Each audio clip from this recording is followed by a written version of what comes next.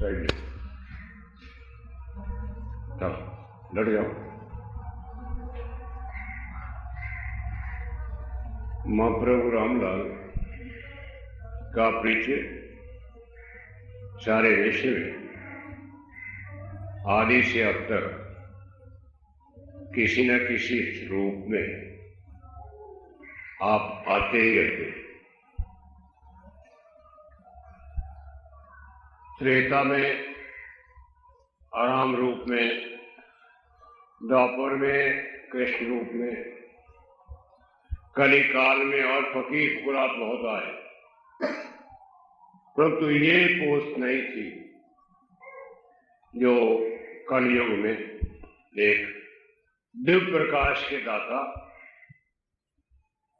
सबसे बड़ा योग का जो बिल्कुल भी मिट चुका था नाम, उसको दोबारा एक रूपरेखा देने वाली ताकत, शक्ति आपके वेश के अंदर व्यापक हो रही है।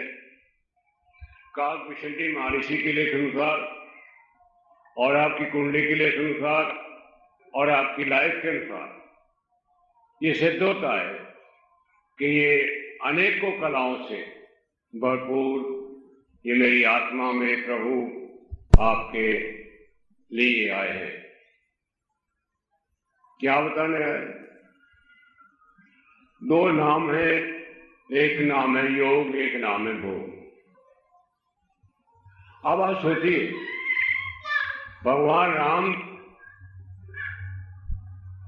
एक चक्रवर्ती राजा का लड़का है जो सारे भूमंडल पर एक होता है। वह तीर्थ यात्रा करने गए, गुरु की खोज में, गुरु कहीं नहीं मिले। अंत में खाते नहीं, पीते नहीं, सोते नहीं, कहने के जीवन का क्या फायदा है? और गुरु नहीं मिला और योग नहीं किया गया तो इसका कोई अर्थ है नहीं शरीर। अब आप बुद्धिमान लोगों सोचो कि उनको भी गुरु और योग की जरूरत पड़ी। क्यों? माता के पेट में जो आता है वो माता का असर, बाप का प्रभाव, खाने का प्रभाव, पीने का, सुनने का, देखने का, सब उसके बचपन से ही उसके अंदर एक आकृति बनती भी ऐसी जाती है। यही कारण है कि हम लोग कोई कितना समझाता रहे, हम फिर ही भोगवाद की तरफ, देखने की तरफ, सुनने की तरफ, बोलने की। हालांकि ये बंधन है, हालांकि ये मोक्ष नहीं है। ये हम अपने कर्मों को बढ़ाते हैं, बंधनों को बढ़ाते हैं, कष्टों को बढ़ाते हैं, चिंताओं को बढ़ाते हैं, कम नहीं होते। किसी की सामर्थ्य नहीं है कि कम कर सकते। तो इसलिए वो मेरी आप प्रभु आत्मा वशिष्ठ को मिलने पर दीक्षित हुई और वशिष्ठ ने जो कहा सो किया। दूसरे मेरे साहब जगत गुरु कृष्ण आए, उन्होंने डिक्लेयर किया कि यदा यदा धर्म से ज्ञानी भवति बात कि मैं आता हूं और लोगों को जब रास्ता मिट जाते हैं तो मैं उनको फिर मार्गदर्शन करता हूं। दुर्वासा ऋषि एक मानी हस्ती थे और किरोध बिना कारण थे। उनके चरणों में शिष्य रूप में अनेकों प्रकार की परीक्षाओं के बाद वह कृष्ण हुए।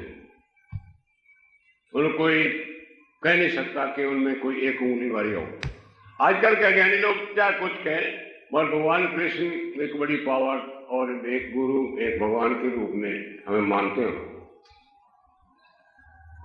गुरु नानक देव जिन्होंने सतनाम वाहेगुरु, सतनाम वाहेगुरु, कोई कम नहीं थे, गुरु रूप में पूरे थे।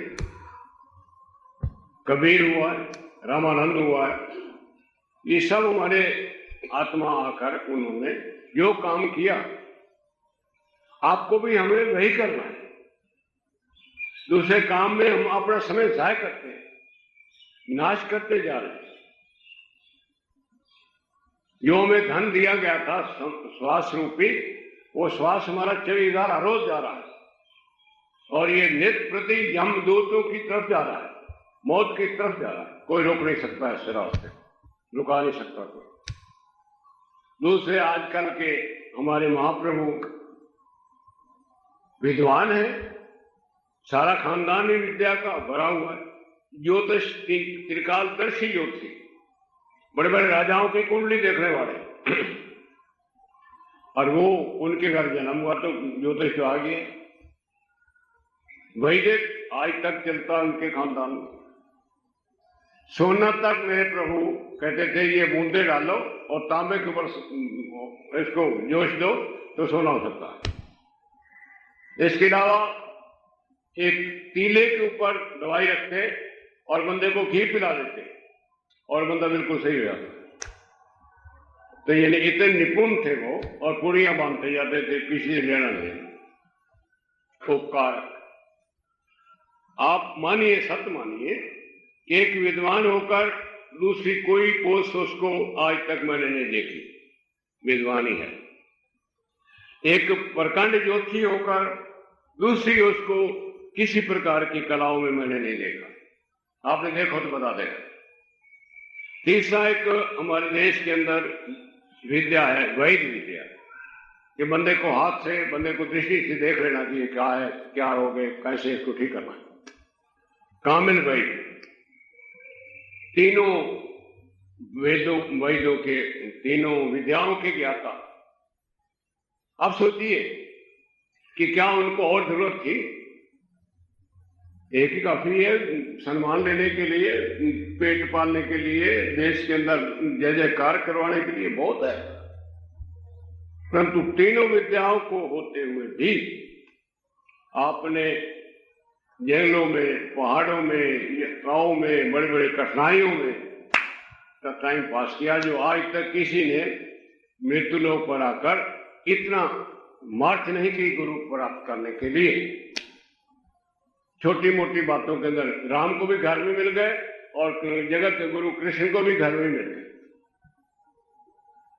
आप खोज करते करते करते करते इतनी ताकतें मालिक राजा रण सिंह यंत्र मंत्र आता, उसका असर नहीं हुआ। भीड़ उठा लगे, वो काट के खा पी जाते हैं बंदे को, उनसे बच गए। दल दल के लोग था, उनसे पास हुए, और अनेकों प्रकार की घटनाएं से होते होते आपके सामने ये ग्रंथ पढ़ो, आपको पता लगे कितनी महान उपयोगिता है। प्रत्येक व्यक्ति के अंदर गुरु रूप प्रकट होता गया। भीलों ने भी गुरु माना, राजा रण सिंह ने गुरु माना, जबकि उनको कहा गया था कि जिस पर ये मंत्र ना असर करे वो समझो पूर्ण पार ब्रह्म प्रभु है। दिल्ली राजा रण सिंह दीक्षित हो गए। 200 साल का महात्मा जिसके लिए ये पहुंचे थे, इनको मिला कि 200 साल के महात्मा को मिल के आते हैं। उनको मिलने गए तो वो इनके चरण छूटा, कहता प्रभु हम तो एक अंग के अभी मालिक हुए और आप अष्टांग योग के मालिक। जने भाई हम तो दीक्षित ही अभी होने, गुरु भी अपना, जने सारा काम तैयार है। गुरु आपको पहाड़ों में आपको लेने आएंगे और लेते ही आपका और उनका एक हो जाएगा। नेगेटिव पास मिला और बिजली आई। तो इसलिए वीरों वहां पहुंचे, वहां से फिर अभ्यास किया। अभ्यास करने के बाद संतुष्टि की, बाहर बर्फ में बैठ गए, ध्यान में लगा दिया। उनको क्या पता बाहर बर्फ पड़ती है, ऊपर पड़ते ही वो बर्फ ऐसे नहीं है कि डरे हो जैसे जमता है पानी मिला के पीते हो, वो नहीं, ऐसे होता है जैसे रुई हो। तो यहां तक पड़ गई। जब उठे गुरु ने कहा था 2 हफ्ते की तेरी सावधि मैंने लगा दी।